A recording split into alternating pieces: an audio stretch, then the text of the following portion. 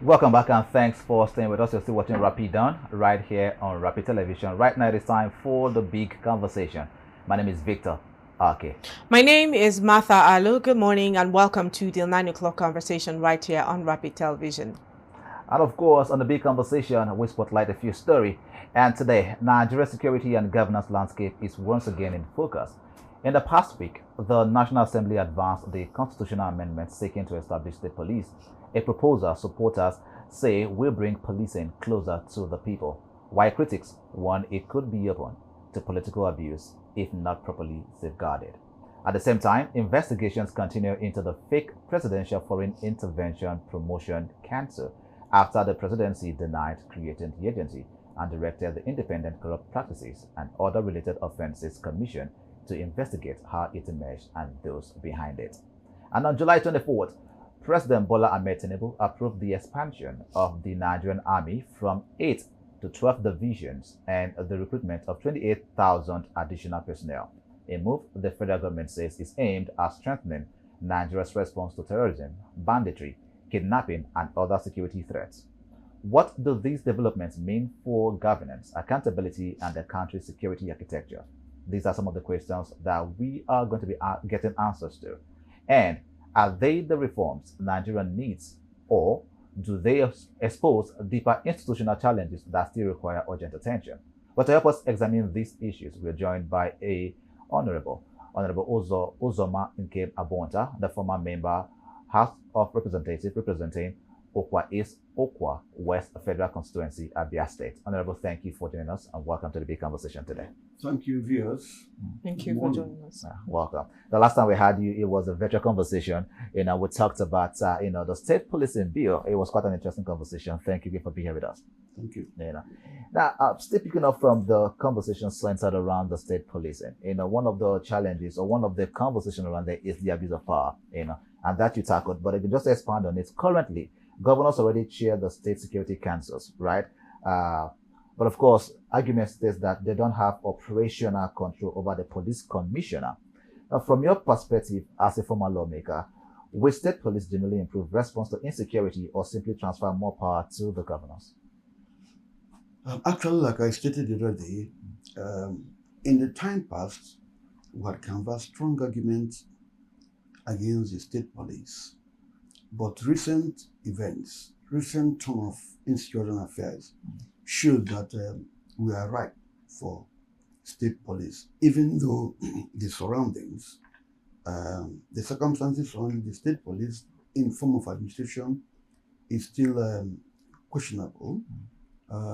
As a fact, we need state police. The worry remains, will it not be subject to abuse? These are the valves I think must be properly tackled to safeguard the governors from abusing it. We know right now what the governors do. They are mini gods. They operate in that manner. They do so. In fact, some give orders stronger than what the president can even could do. I agree that they don't have full control over the commissioner of police in their states. My worry is what is the composition of the state police? It shouldn't be a thing we'll hurry up and pass because we need it. Yes, direction is better than speed. Let's get the proper direction than speed and say, give a blanket pass. Who appoints the commissioner? What is regulation? How about their pay, their salary? Is it defined? Is it going to come from where? Some states are struggling to pay salary. Even though they all have state vigilantes now, they all have Amoteku, this, that, and so on. Like in the East, they have a Bago, all manner of things. They are not properly regulated. They do a lot of things. They breach a lot of human rights and so on. So will you give a man authority and gun and you don't pay the salary? What will he turn to? The insecurity will be greater. They will turn to robbers. They will do a lot of things and so on. Therefore, we should define the operation, the modules, the role of engagement and so on of the state police. But we need it. And then, who appoints the commissioner of police or whatever they will call the person in the state? The governor? He will appoint his political, they will be turned to, professionalism will no longer be there. Professionalism will not be there to be political reward. Therefore, the state police will also have what I may call the state police commission or something, just like I have police commission. Mm-hmm. I should think that members of that commission should be independent, not answerable to the governor. And they should be the one to appoint the commissioners, promotion and removal. They should have a commission that are high professional men of integrity, that are independent, that will not be subjected to the mean and caprice of the governor. I don't know how they even emerge, whether they will even be elected, whether they will canvass for it, they will apply.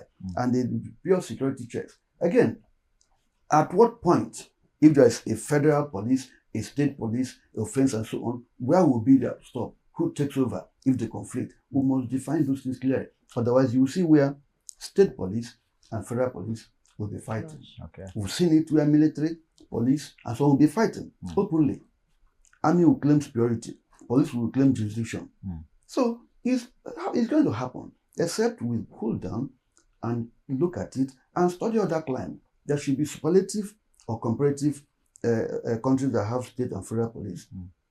US is there, UK is there, at least we are close to them, and other countries. How do they manage it? How do they manage to avoid undue influence, to avoid suppressing people? We don't want to kill insecurity and then create monster. That is what's going to happen if we don't define how all this and so on. Otherwise, if we don't define it, we better allow federal police to go. But in reality, we should have state police, and they will be drawn from members of their states, largely, and they will be posted in near their communities. So there are some things we must define. It's just like having a community police and so on. So if it's along that line, we are overdue for state police. If you have state police, they will be more conscious on security of their places. On that ground, I want to support state police. On the other hand, we must do the needful to see that every arrangement is done. Some states can't pay teachers now or their workers. Some are still paying near below the minimum wage. And then when you add them this burden, after a year or two, you can't pay. What will happen? The extortion by these state police will be worse than what we're seeing now. Because if you see a federal police, you see a policeman trekking 2 kilometers with AK going to attend to duties. In this rainy season, I pity them. They will be hiding somewhere not to be done. If you look at a British police and see a federal police, the difference are clear. The federal police having his flask here, his coffee, his walkie-talkie. The mere dressing alone, you get jittery if you're a criminal. But when you see a Nigerian police wearing bedroom slippers, carrying AK, looking tattered and going out, if you doubt me, take a picture of a federal police outside and take that off at their headquarters. You'll see the difference. Those in headquarters are smartly cleaned up. Those outside are looking terribly shabby. So welfare is the bone of contention here. Welfare is. That is why let me go out a bit. If you see a Nigerian police posted to foreign duty to do peacekeeping, they lobby, they bribe themselves to go there. By the time he comes back, he looks refreshed, he looks rich. He don't want to come back. You know why they prefer Nigerian police outside? If you give them 8 hours duty, they say, make I do 8. They go shopping to stand in for others. Why? They eat good food there, salary they can't test here. They are paid in dollars. Their welfare is country. So when they come in, they will go there. But if you post an American, there is punishment. It's only those trans and American they post to there. So they will do everything so you can return them back. A Nigerian will be perfect, so you don't tell him to go back. So it's about welfare. It's going to replicate in state police if you don't address their welfare. They will stop people. All right. There have been arguments about the fact that the federal allocations has tripled, which means that the argument of whether or not the state has enough funding to care for the state police that would be now instituted does not hold water, because according to them, the federal allocation has increased and it can cater to that. But I'll also take an example from what we said with Honorable Obanikoro on Monday, which you stood against. He was talking about how in other climes, the police generate funds for themselves, So these are the issues we're dealing with. The federal allocation, whether they can develop funds for themselves or generate funds for themselves. What's your take on this? There is no way you ask them to generate funds for themselves. It will lead to untold hardship. If they know that their salary will depend on what they will generate, anytime they find you, you'll be guilty. Anytime they catch you, you'll be praised. In fact, you won't even have a say.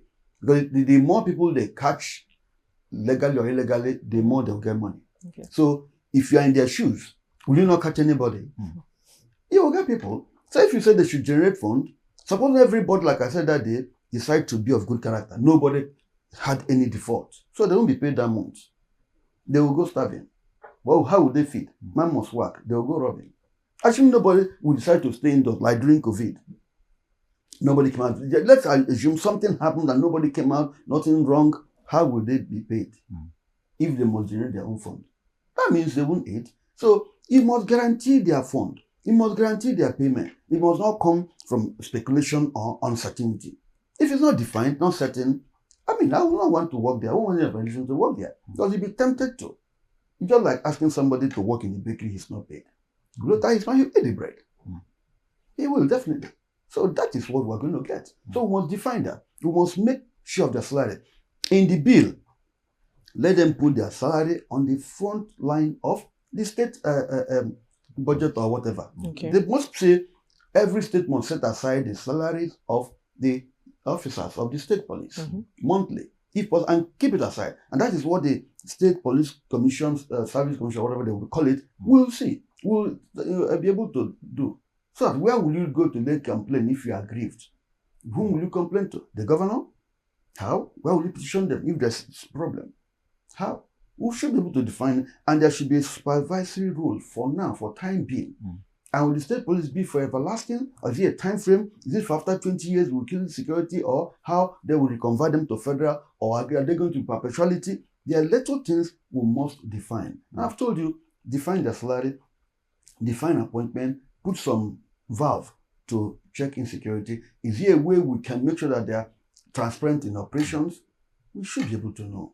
And they should know where they report to the document, a board, or where a public can go to and see. They must say that, or their public will Google it or enter and see what they're doing. They should be as digital as possible to monitor their operations and so on. Otherwise, your enemy, if you have a beef with the commissioner of the state police, they'll pick you up, lock you. And where do they prosecute matters? The state high court or federal high court? How? Are we going to create a structure? Though we have state high courts, but how are they regulated by federal? And Nigerian Justice or some regulates them. So there's a regulation by even the state judiciary. Somebody supervises them. So the state police, who supervises them? How will they be? They're independent, they operate on their own. And then would there be standard, for example, Anambra State Police and Enugu State Police? Will they have formality? They will set up their own operations. Oh, that's another thing. So would they set up operations? Would there be uniformity in the state police? Would they create their own command, promotion, demotion, sack? How? The act should be able to take all futuristic things. We should imagine what could be in future and put in the act now. So I don't begin to seek another amendment through operation, but no act is perfect. But that bill is desirable. State police is desirable. We shouldn't be in a mad rush. We should look at the details, and it should be clause by clause details subjected to. The public hearing should be done properly, detailed, searched, and distilled. There must be proper legislative firework, a robust one, debate in it. After the committee must have produced it, or from the public hearing, then the legislature must have a robust debate. And we must know what clause every legislator assented or did not assent to. It's very important. We need to know what the legislator did. So it should be electronic voting, clause by clause, well debated, and so on. In fact, all the rigorous and painstaking of doing laws should apply in this one now. Haven't they gone past that phase now, especially because it has been passed? We still have about 24 state houses of assembly, that's supposed to also, assent to that before it gets down to the president. Haven't they gone past all of these rigorous debates? That is what I'm saying. Okay, why did some people walk out? That's the minority leaders. Yes, why did they walk out? The step-by-step. So the step-by-step, you see, you don't do a thing in a hurry to look as if you're hiding something. Absolutely. But like I said here, the decision to have state police, I commend President Tinubu for that. For have state police now. Because it appears, it's obvious, we can't handle insecurity alone. The federal, it is too big for them. They can't handle it alone. Therefore, the state police, I say private venture won't ask for state army any other day. So the state police must be properly defined. If they do it clause by clause and the majority takes their way, hear the minority and still have your way. But the way you rush it now, people are now afraid. Is there any hidden thing? If you look at the law on electoral laws now, you see a lot of things we are complaining at because it was rushed. Carry. Now we are seeing what should afloat or drop. All right. But we've carried it. That's just the problem. All right. So we have like a number of stories that would like to go through, basically the state of the nation. So the very next conversation we'll get into is about the PFIPC, the fake agency. I mean, if you follow through with the headlines this morning, I mean, it was scattered all over. And certain people that were mentioned in the case have been invited in the House for investigation. I think sometime, it was on Monday, the Accountant General of the Federation appeared before the House, and in his defense he said, he made mention of the fact that he didn't know anything about it and certain things were not approved by him. We had the head of Civil Service Commission this morning, and she accepted, we talked about it this morning, she accepted that it was negligence on their part. They didn't do a thorough investigation on the paper. Well, let's just hear what your general perspective on that matter is, and then we'll go to bits of it. I think the whole saga, the whole thing about that thing is mysterious. It's shocking. It's unbelievable. Everyone, if the man didn't have permission, then he's great. His brain should be examined. Okay. If he was able to beat all these persons, got an office in a place reserved purely for government. Yeah.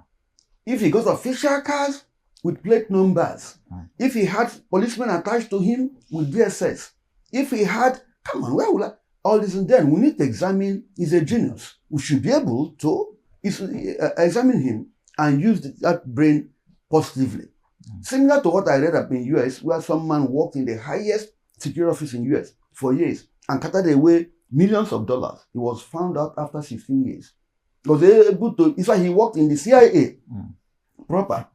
For CIA to just find out he was not even schooled. Wow. He was a criminal, but passed all the security check and became a boss in CIA office, catching away money, then that man is mysterious. Could it be part of it? This one happened like this? So the woman who said it was negligent, what kind of negligence? So that negligence is costing this nation. She should be free. And was transacting, was appearing with high profile federal government persons. They snapped pictures, foreign delegates meeting him. When a foreign delegate will leave and enter Nigeria, wouldn't they get permission? Wouldn't they go to foreign affairs and say, we're going to do this? That transaction couldn't have been him alone through communication. They must have passed from government to government. It's a delegation.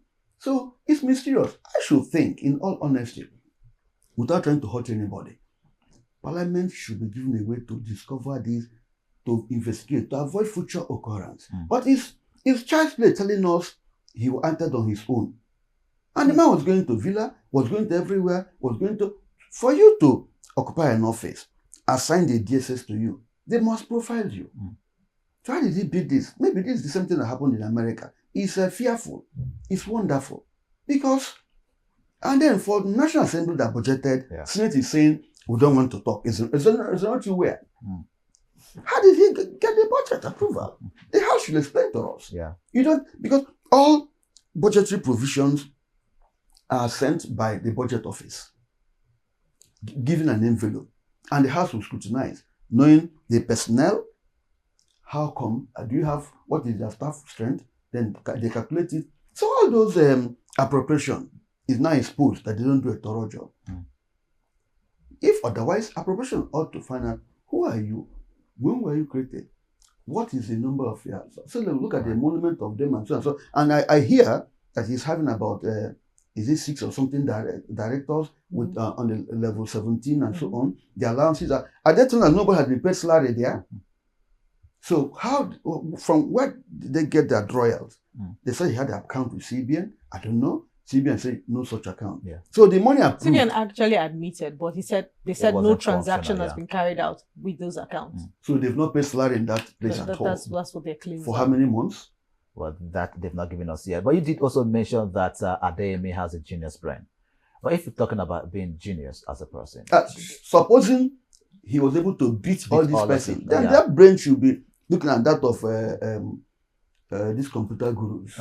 But don't also Elon Musk and so on. So let's try to and the rest. Yes. Oh, wow. But don't we also think that it could also be as a result of the weakness of our systems?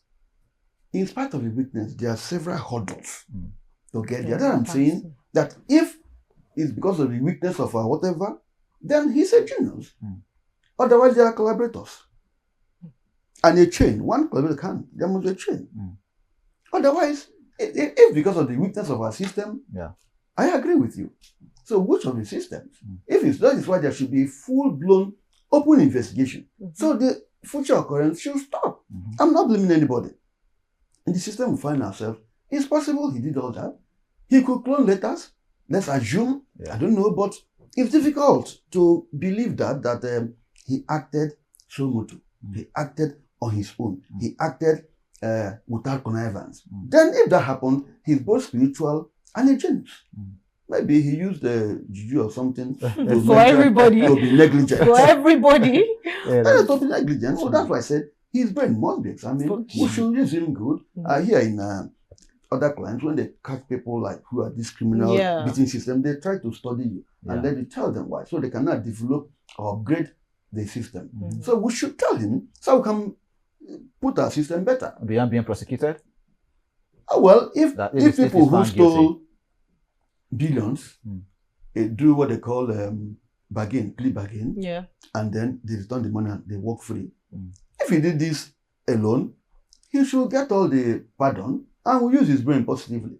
So we can go to the white Americans and say, use it there. Let's get some of our returns that they took away. You'll probably be a threat to the system in itself. But the case has now been adjourned to the 30th of September, which is like 1 year after the original case was filed by the court. Now, some Nigerians are of the opinion that there's no political interest in concluding the matter, which is why it has been extended to the 30th of September. What's your thoughts on this? Also, there's no political interest in it? Yes, like no big person is interested in making sure that the case is concluded, quickly. Because remember that the villa had come out to has come out to exonerate Femi Gbajabiamila, which is also a primary name that was mentioned throughout the case. In fairness to Femi as a lawyer, there's no prima facie case against him. Okay. And as a chief of staff, he can't pull that deal. Okay. Presidential consent must be, except he did it. And the man had not said any direct, in one of the interviews, he said he had never met him in person. Yeah. If he had never met him in person, so a fake Femi may have been talking to him. Yeah. So on that note, I don't think you can catch him, because if they say we met at social place, I delivered you this, we spoke this, and so on, and can you transfer that amount of money to somebody you've not met and discuss one-on-one? I'm just trying to act as his own lawyer now, for example. He claimed he gave him 400 million or something. Where did he even get it from? So he borrowed, according to him. From who? From which bank? From which agency? I'm not supporting him. I'm not supporting anybody. I'm not trying to be as fair as possible. Where did he borrow the 400 million naira? From an institution or from market women or from individuals? Where? Individuals. They should name the individuals who gave him that amount and what collateral. 400 million is not 400,000. So how can you transfer it to? Which account did you transfer it to? To somebody you've never seen. So there's a lot of he need to tell us. Which account? How? When? I can't transfer you even 1 million naira when I've not seen you. We're not talking. Right. Or maybe I don't have enough. But for him to get 400 million and give, he must be billionaire. He can't pay that. So he just merely mentioned Femi without any substantial incriminating or prima facie evidence against him. But all those who budgeted, who gave him office, who did all what, how did he obtain them official card, official number, even internet NG, which is purely for governments only? Before you get it, they vet you. They vet what you're doing. I don't know who assigned, but when you get that, whatever, you must be given approval. NIA, DSS, blah, blah, they look at you. If I go now and type this.com NG, they'll arrest me the next day. I won't even have the password. So how did he do all these things and so on? In any case, they should even conduct this investigation in open, just like we're talking now. So people can see this calls for a national emergency. In this, it's an emergency situation. That this happened, we shouldn't be sleeping. He should come and talk publicly. Let us hear him and know. I'm not saying we should victimize or punish people. Now, let us look, how did this thing happen? So we can prevent it. That's my own major concern. Before somebody will fake that he's president of Nigeria and begin to pull. That is true. So we must be able to hear him publicly, ask questions, and so and because like America, they watch it publicly and they hear two other things and so on. So I'm afraid this thing needs a more political solution than judicial solution. Because judicial. because most people. You know what I'm saying? So why is that? Reps are on the verge of talking. They are not letting them see the man. So how would they? Inspector General of Police. They're not letting them see the man. So let's go back to state police. So what's happening in the state? Who calls you? For example, I was talking about you saying that the investigation should be done by the government, because as opposed to that, a lot of other investigators have said an independent body should be given this, because the House also has a question to answer. Big question. This passes through you. You didn't pick any irregularity. The budget passes through you before it gets to the president. Nobody could pick that out. So don't you think an independent investigator will be fit for like an open investigation much more than people who should be questioned now questioning people? I agree with you. I said earlier just now that the House exposes their inefficiency. The Parliament. Since I say we don't want to touch it, we just see budget to allocate money. It's sure they don't do real budgeting. But if you just see a place and so on, you allocate money. Because you are supposed to cut or improve or add. So you didn't see the man at all. The man came for budget defense, you didn't ask him the real questions, and so on. So the man needs to appear and talk freely to the public. Right. So I will know. We may not punish him, we can get a pardon. I told you, we can get a pardon, but use his brain positively. But let's talk about verification, because that's also one of the challenges that was mentioned earlier on. It seemed like many persons did not know how to verify the government agencies. So if you were still a member of the House, what reforms would you bring on board to help Nigerians verify which of these agencies, ministries and departments are actually the real government agencies? I'm shocked that we are not having fake agencies. Because when was it created? When somebody said prune down agencies. Some were matched. That's enough indicator to say, how come you are new? We don't know you. It's enough it's an indicator to say, why foreign investment? Okay, we need foreign investment now. How are you operating? When will you get the approval? The ask comes from where? Can we see your paper establishing you? So these are the things they ought to have asked those people who gave budget, who gave office. What did he present to them? Did they verify back to Villa? When he comes say, I need an office of so persons, so person, when they ask the Villa, did you create this and want this? If those answers were asked, we couldn't have gotten there. Maybe he also fooled them, or he said negligence. Maybe the letter came, please assign office most urgently, or something like that. So we need to look at all the agencies now, begin to look at and ask them to produce their, particularly these new ones, if there are any. The federal government should tell us now the authentic agency. So we know the ones that are not fake. We begin to look at it. They should, as a matter of urgency, publish all agencies and processes that are authentic. There could be other ones not heard of operating a smaller shape. Not just that this man became too loud. If he remained quietly, he will be enjoying these things illegal and won't know. But he wanted to snap pictures with everybody, every governor, every person, including EFCC itself. He had a handshake, had pictures and so on. So if he had remained quietly, he would have exposed himself, wouldn't have known till 4 years. Maybe he will appoint himself again in the next one and going on like that. So there must be verification now. And the number of persons. I thought we've gone past all these ghost workers, did that. But for it to reoccur again, then a ghost ministry, it's shocking. We're in trouble. Something must be done. Something seriously. They shouldn't sweep it. See, for the government to have full credibility, they should cause thorough investigation openly and so on. Or declare the man a genius. Give me a pardon. They declare him a genius. And, I'm telling you, and bring him and tell us more things. How he did it and how. Because when they do this 419 people, my God, what they do is beyond using computer, using whatever. So what they do is great. Maybe he cloned letters and so on. How did he get official paper? Who signed it? Maybe he cloned them. Maybe he did it. But for him to clone it, he must have seen it closely. So he get the pardon, get reintegrated and being used by the government. That's your solution. surprise. Okay. All right, just hold on to that thought, sir. We need to quickly go on a break. When we come back, we'll continue with the conversation. We've been speaking with Honorable Uzoma Abonta, former lawmaker. Stay with us. We'll be back just in a moment.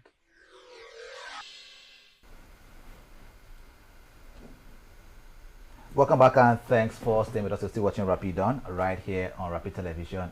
We've been having Honorable Nkema Bonta, a former member of the House of Representatives, and we've been talking about the state of the nation. But right now, let's move on to other conversation. As the President Bola Tinubu approved the expansion of the Nigerian Army from 8 to 12 divisions and also approved the recruitment of 28,000 personnel. Now, Honorable, once again, thank you for being here, Beth. Thank you for being here again. So successive governments have actually increased defense spending over the years, right? Insecurity remains widespread.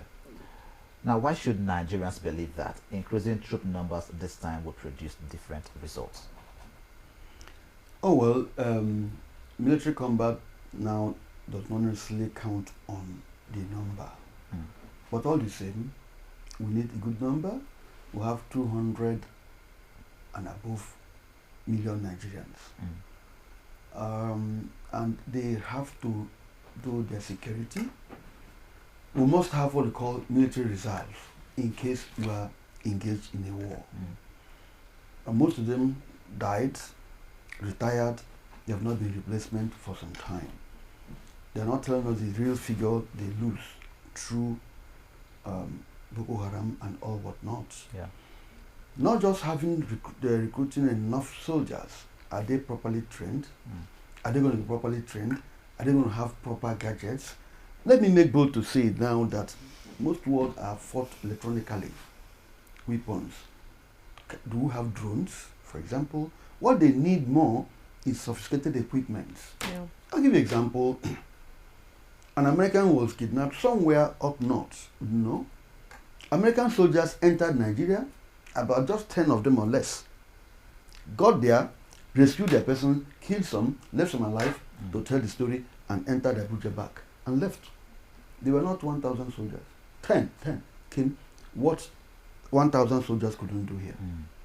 So, how did they navigate, monitor? That it's just electronics.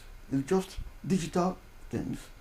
They can fire their missiles from here and don't miss targets. The Israeli blah blah war will tell you how they from 1,000 you get your precision, 1,000 miles get your precision. So we need to expose Nigerian military men to that kind of training. But I'm still agreeing that we should increase the soldiers. Okay. But they should also be sure of their pay.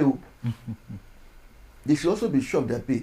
The budget we put in defense is increasing daily. We're not seeing the results. We are not seeing the results. Not too long, we had the House of Plan had issues with generals, blah, blah, blah, blah, blah. So the way we procure these things, that is not be that we'll get obsolete weapons. We should go for the real weapons, the modern ones, the sophisticated ones, and so on. Yeah. Okay. That is it. But these soldiers should be properly trained and given the rules of engagement. Okay.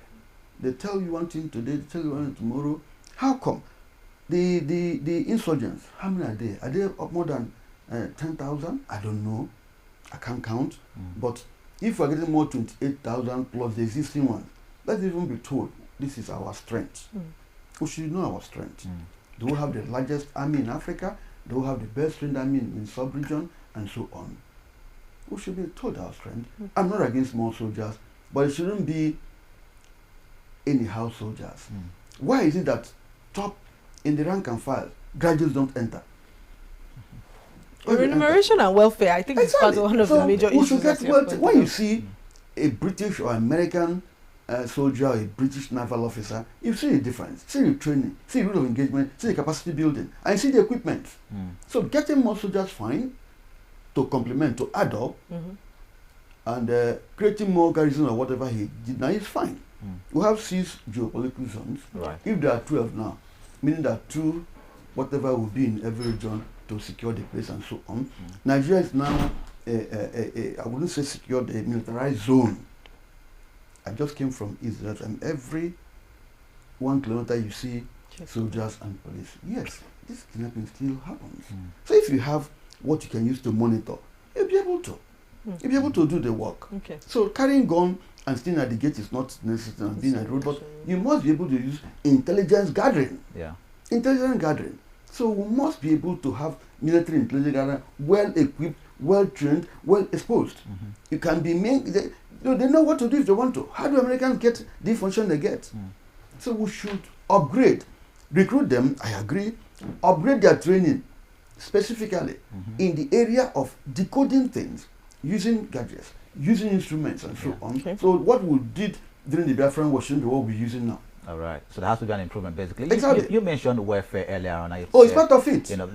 It was quite shocking to know that their salaries were just improved from 46,000 to 100,000 naira recently. That's the Nigerian soldier. I think, that's Nigerian. And then there are talks as well that it might increase anytime soon. I think that's from the 200. By their duties, they are not allowed to protest. It will call mutiny. Okay. And they may be executed. So you must suffer and be happy. By the rule of engagement, you suffer and be happy. You are paying somebody 46 or 100,000. You want him to go and do a work that is 50-50, whether he will come back. It's just like going to attend to lions in the cage. Yeah, that's what I asked him to do, and the salary is not guaranteed. Yeah. While I was a member, at the point I stopped recommending people for recruitment. Because I was a lady, I helped recruit the son, was calling me, oh, please bring back, Maiduguri is too hot. I said, well, that will amount to deserting. You can't run away from army. If they catch you, they'll reject you back. 6 months after the boy died, I felt guilty. I said, well, how can I go? So when the guy said, no, I'm not up to your recruitment at all, don't call me. I won't even endorse or sign anything. Because it's 50-50. After some few training, they push you to the areas. No. But somebody must do that. Somebody must defend that. So if you willingly want to, fine. So we should train the person. Some soldiers don't understand good English. They cannot. So how will you give the command?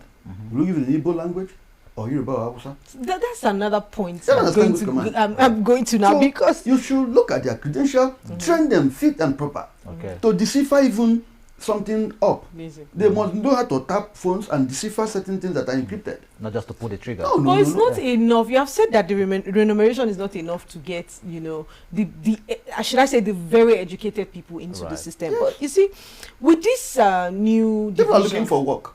So if you upgrade the soldier, so how come Nigerians are in U.S. Army? Graduates, they go to enlist in U.S. Army. By the time Russia were having issue with whatever, a lot of people volunteer to go and work for Russia. They are applying. They wanted to go to and do that.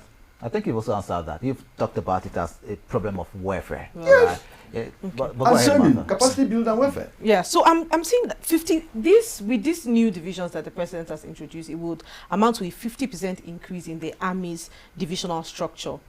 Alongside the state police, which is the major conversation we're having right now, the state police bill that is meant to decentralize security in the opposite direction, pushing power now towards the state. Are these two reforms pulling Nigeria's security architecture in complementary directions or contradictory directions? Well, not contradictory per se, but I will say it's a beginning of redefining security architecture. Why the state will take their problem in their hands. I don't think anybody, state police in Benue or Plateau, if established properly, will spare insurgents or whatever they call it. I don't think they'll do that. They will want to, depending on who they're recruiting. The military before this time, before the increment, are on the roads doing police work. They're there. So how they manage it then, let them add more soldiers to, they'll be able to position themselves, create more garrisons and more GOCs and whatever, and base. But we're not supposed to be on the road in the first place. That's the military. They're not. They're not. It's a civilian state. So they shouldn't. But because of insecurity, you can ask them out. If you do, people don't fear the police, they fear the army. If you look at Abia or Imo or most states, they fear the military, not the police. If you tell police are there, they will go, knowing that they don't even have enough ammunition, good ammunition, knowing that some threat without it. You need to catch police off point, you see how they are dozing at the checkpoint and whatever. Except there's something to collect from that, they're active, they're picking from people and so on. So the presence of army is an improvement but they should also look at the rules of engagement. Abi man's got no business going to collect rent or chase debt or settle husband and wife or do that. You hear that from what is that? Even though they've come out severally by their Jews to say you can't do this, but it's engaged daily. I even saw one not too long ago. So they should concentrate purely on security. Their rules of engagement must be defined. We need them more. But I hope they did their mathematics. They 28,000 plus the existing one, how will they pay them so they will enjoy? So the enjoyment will not stop only at generals and major generals. Right. It should come down to even the rank and file. So no rank and file should get less than 100,000, 150 or 200,000. They are there to give they're laying their life for our survival, for the nation. So therefore, they should use the standard in NPC to pay them. They should use that standard in CBN to pay them. The CBN is joint money while they are protecting them. They should use what's the salary of the gate man in CBN. That should be the standard of the lowest cadre of a military man. So they can have it free of course. Okay. How about medical? Did they do that? Did they get it? Interestingly, you see, I think that's also what she was also asking. Interestingly, both the expansion of the Nigerian Army and the Nigerian Police Bureau being moving to the next phase, the State Police Bureau moving to the next phase. Interestingly, it was the same week that all of this came together. Do you think that this administration, this government, is paying very, very keen attention right now to security situation? Let me use this word. They pretend to, because they are fighting insecurity. They are also careful of the political consequences. The bandits themselves keep mentioning so and so is part of us, so, but nothing seriously has been done. That's how I say we'll soon publish this list of bandits. Who are those financing bandits? We are soon doing this. We are soon going to do this. Yet nothing is being done intentionally for us to see. So they should forget about the political consequences and do what will save the country. For example, insurgency leads to our solid minerals. Take it or leave it. Right. There's been a lot of Oshimole argued certain things on the parliament the other day about solid minerals. Who are those exploiting it? Who are those doing it? Is our space agents not seeing them? Or not noticing them? We don't even know the number of airports we have, both private, local, or whatever. I don't know. What goes on there? Oshimole at the floor of the Senate argued it, said it, and so on. So we must go to the root of insurgents. All right, thank you. The Congo was scaring themselves. Why? Because of their gold and all whatnot. Thank you, Honorable, for your time. We appreciate you. Thank you very much. You. Of course, we've been having a conversation with Honorable Ozoma Abonta, former member of the House of Representatives, and of course, we've been talking about the state of the nation. Back to myself, I'm Martha now. Martha? All right, these are three very interesting headlines, and let's see which will still be on the social space after all of this is concluded. I'm hoping that the problem of the PFIPC is resolved, because I mean that just exposed the entire irregularities and incompetence that we had in the system. So I'm hoping that who needs to go needs to go. That's the honest truth. And then for the state police bill, like our guest said, Honorable said that the clauses, clause by clause, it needs to be followed. It needs to be accessed. We need to know what will work and what wouldn't work. So a few years or a few months from now, we'll not be calling for another reform, and all of that. So I just think checks and balances will be the major take home for all three conversations this morning. And of course, especially for the PFIPC conversation, we do hope that once investigations are concluded, prosecutions has got to be carried out no matter who is involved.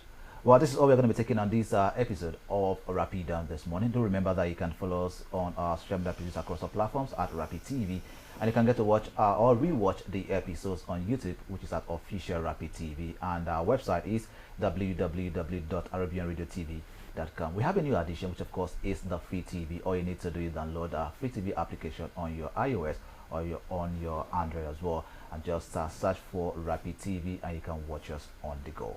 My name is Victor. Okay. My name is Martha Alu. Thanks for joining us on the conversation today, and we will see you tomorrow. We will see you tomorrow.